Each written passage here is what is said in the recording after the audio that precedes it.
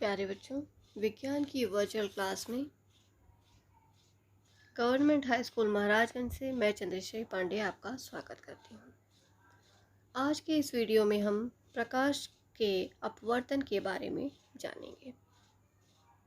बच्चों, हम यह जानते हैं कि किसी पारदर्शी माध्यम में प्रकाश सदैव एक सरल रेखा में चलता है, जैसा कि चित्र में दिखाई दे रहा है। यह प्रकाश जब किसी परावर्तक तल पर पड़ता है तो वहाँ से यह परावर्तित हो जाता है। इतना हमने परावर्तन के अंतर्गत पिछले वीडियोस में जाना। आइए आज यह जानने की कोशिश करते हैं कि जब प्रकाश एक पारदर्शी माध्यम से दूसरे पारदर्शी माध्यम में प्रवेश करता है तब क्या होता है। क्या यह फिर वहाँ पे भी सीधी रेखा में चलता है या अपनी दिशा को बदल देता है। आइए हम अपने कुछ दिन प्रतिदिन के अनुभवों को देखते हैं। बच्चों, आपने देखा होगा कि पानी से भरे किसी टैंक या ताल या पोखरे में जो उसकी तली होती है वो उठी हुई प्रतीत होती है। इसी प्रकार यदि हम किसी कांच के बर्तन में पानी भर दें और उसमें पेंसिल को इस प्रकार, जैसा चित्र में दिखाया गया है, इस प्रकार से डुबा दें, तो हम देखते हैं कि वायु और पानी जहाँ पर मिल रहे हैं, इसके अंतरा पृष्ठ पर यह पेंसिल टेढ़ी दिखाई देती है। यह आपने अवश्य ही अनुभव किया होगा। इसके बाद देखते हैं, यदि हम कोई मोटा कांच का स्लैब ले लें और किसी मुद्रित सामग्री पर इसे रख दें, जैसा कि लिखी हुई सामग्री पे मैंने इसे रख दिया, तो हम क्या पाते हैं, जब हम इसको रिटन मटेरियल को ऊपर से देखते हैं तो हमें ये अक्षर जो है स्लैब के नीचे जो अक्षर हैं वो उठे हुए प्रतीत होते हैं। आगे चलते हैं। यहाँ पर हमने एक सफ़ेद कागज़ की शीट पर एक मोटी सीधी रेखा खींची और कांच के स्लैब को इस प्रकार से रखा कि यह रेखा से कुछ कोण बनाती हुई हो। तो हम देखते हैं कि ये रेखा इस स्लैब के अंतरा पृष्ठ पर मुड़ी हुई प्रतीत होती है या टेढ़ी अलग सी प्रतीत होती है। परंतु जब हम कांच के स्लैब को इस प्रकार रखते हैं कि यह रेखा पर बिल्कुल सीधा है, यानी 90 अंश के कोण पर है, तो हम देखते हैं कि स्लैब के अंदर यह रेखा मुड़ी हुई प्रतीत नहीं होती। इसका अर्थ है, जब प्रकाश एक माध्यम से दूसरे माध्यम में तिरछा प्रवेश करता है तो इसकी चाल, इसकी दिशा परिवर्तित हो जाती है, जबकि यदि यह सीधा प्रवेश करता है तो इसके संचरण की दिशा परिवर्तित नहीं होती। इन सभी अनुभवों से हमने जाना कि अलग अलग माध्यमों में प्रकाश अलग अलग दिशा में गमन करता है। ये हमेशा एक ही दिशा में गमन नहीं करता।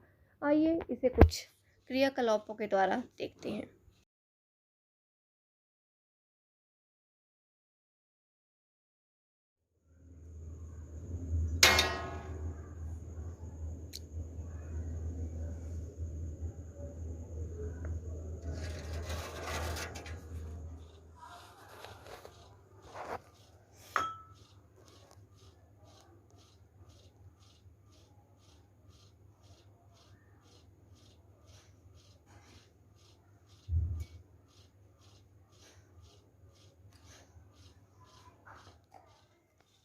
अपवर्तन या रिफ्रैक्शन। जब प्रकाश की किरण किसी पारदर्शी माध्यम में गति करती है तो प्रकाश का गमन एक सीधी रेखा के रूप में होता है। परंतु जब प्रकाश एक माध्यम से दूसरे माध्यम में गति करता है तो प्रकाश का पथ विचलित हो जाता है, यानी बदल जाता है, इसकी दिशा बदल जाती है। यह घटना प्रकाश का अपवर्तन कहलाती है। आइए आगे बढ़ने के क्रम में हम कांच के आयताकार स्लैब से अपवर्तन का अध्ययन करते हैं। बच्चों, आज हम कांच के आयताकार स्लैब से प्रकाश के अपवर्तन का प्रदर्शन करेंगे। तो इसके लिए हमें चाहिए एक ड्राइंग बोर्ड, एक प्लेन शीट, एक इरेजर चाहिए हमें, शार्पनर, एक पेंसिल, एक रूलर, ग्लास स्लैब चाहिए, कुछ पिन्स चाहिए और इस तरह की पिन्स चाहिए जिससे हम अपने पेपर को इस बोर्ड पर फिक्स कर सकें। अपने शीट को इस ड्राइंग बोर्ड पर फिक्स कर दिया, इस स्लैब को रखा और इसकी आउटलाइन खींच ली और इसे ABCD से इंगित कर दिया।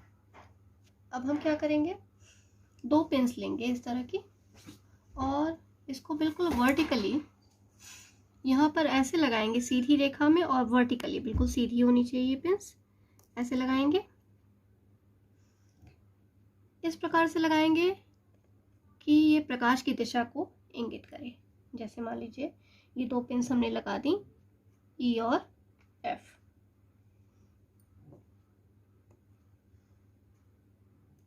ठीक है, इस प्रकार से इन पिन्स को लगाएंगे कि ये इस कोर से या इस एज से कुछ एंगल बनाती हुई हो, बिल्कुल वर्टिकल ना हो ये पिन्स, क्योंकि हम जानते हैं कि जब कोई प्रकाश की किरण वर्टिकली स्लैब से पार होती है तो वो बिल्कुल सीधी रेखा के रूप में ही गुजरती है। जब आप दूसरे फलक से, दूसरे साइड से इन पिन्स को देखेंगे तो आप यहाँ देखिए 2 पिन्स दिखाई दे रही हैं। इन्हें हम ऐसे एडजस्ट करेंगे कि ये बिल्कुल एक सीध में हो जाए, और जिस स्थिति पे ये बिल्कुल सीध में दिखाई देने लगेंगी उस स्थिति पे उसके बिल्कुल सामने, यहाँ देखिए अब ये बिल्कुल सीधे में दिखाई दे रही हैं एक साथ। इस स्थिति पे बिल्कुल इसके सीध में हम 2 पिन्स अपने उसके अपोजिट साइड पे और लगाएंगे, और इस तरह लगाएंगे कि ये जो पिन्स हमें दिखाई दे रही हैं स्लैब के द्वारा, और जो हमारी 2 पिन्स अब हम लगाएंगे वो बिल्कुल सीध में हो। तो 2 पिन्स हम लगाएंगे, उसके बाद देखते हैं। अब हम 2 पिन्स लगा देंगे बिल्कुल देखिए सीध में G, और एक पिन और H। ये बिल्कुल देखिए सीध में दिखाई दे रहा है आपको, बिल्कुल ऐसे सीधे। ये देखिए चारों जो 2 पिन का इमेज हमें दिख रहा था स्लैब के थ्रू, और ये जो 2 पिन्स हमने लगाई ये देखिए बिल्कुल सीध में दिखाई दे रही है। अब हम इन पिन्स को और स्लैब को हटा देंगे। इसके बाद E और F जो पॉइंट्स हैं और G और H 2 पॉइंट्स हैं, इनको हम मिलाएंगे। E और F को मिलाएंगे इस तरह से कि ये AB तक पहुंच जाए, और G और H को इस तरह से मिलाएंगे कि ये CD तक पहुंच जाए। देखिए इन पॉइंट्स को हमने मिला दिया, E और F को, और ये AB को O पर काटती है, और G और H को भी कंटिन्यू किया, ये CD को O डैश पर कट कर दिया। अब हम O और O डैश को मिला देंगे इस तरह से,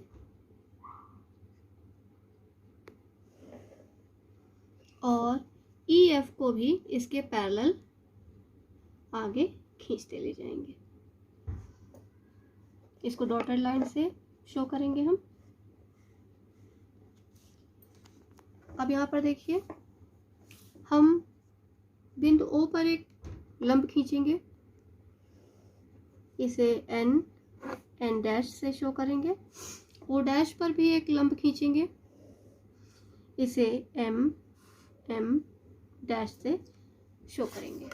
अब हम यहाँ पर देख रहे हैं कि जो प्रकाश की किरण EF आ रही थी, इसने 2 जगहों पर अपना मार्ग बदला है। O पर इसने अपना मार्ग बदला है, देखिए सीधी आनी चाहिए थी लेकिन ये तिरछी हो गई और अभिलंब की ओर झुक गई।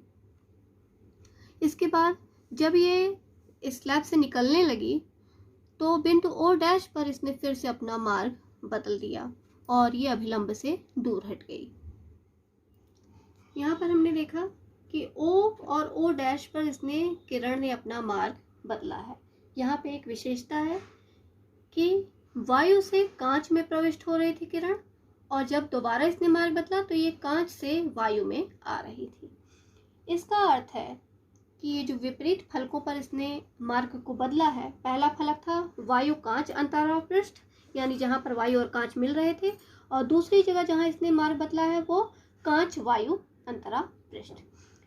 और एक बात और देखिए कि दोनों ही स्थितियों में जब ये वायु कांच अंतराल पृष्ठ से मार्ग को बदली किरण और फिर दोबारा कांच वायु अंतराल पृष्ठ पर इसने अपने मार्ग को बदला है, ये दोनों ही जो बदलाव हैं वो परिमाण उनका समान है और विपरीत है। जितना इधर आई उतना इधर हो गई। इसी कारण ये इस किरण के समांतर, आप यहाँ पे देखिए इस किरण के समांतर ये आगे बढ़ती है। अब हमने क्या देखा कि जब प्रकाश की किरण विरल से सघन माध्यम में प्रवेश करती है, यहाँ पर वायु विरल है और कांच सघन है, तो ये इसकी जो प्रकाश की चाल है वो धीमी हो जाती है और ये अभिलंब की ओर मुड़ जाती है। इसके पश्चात जब ये कांच से वायु में बाहर की ओर निकल रही है तो आप देखिए सघन से विरल की ओर आ रही है और तब ये अभिलंब से दूर हट जाती है। यहाँ पर प्रोट्रैक्टर लगा के एंगल देखते हैं तो यहाँ देखिए ये एंगल कितना है, 10-20 लगभग 25 के अराउंड आ रहा है। अब हम यहाँ पे भी नापेंगे, ये देखिए 10-20-25, यानी हमारा ये एंगल और ये एंगल बराबर होगा। इसे आप अपने लैब में भी कर सकते हैं और खुद से करके देख सकते हैं।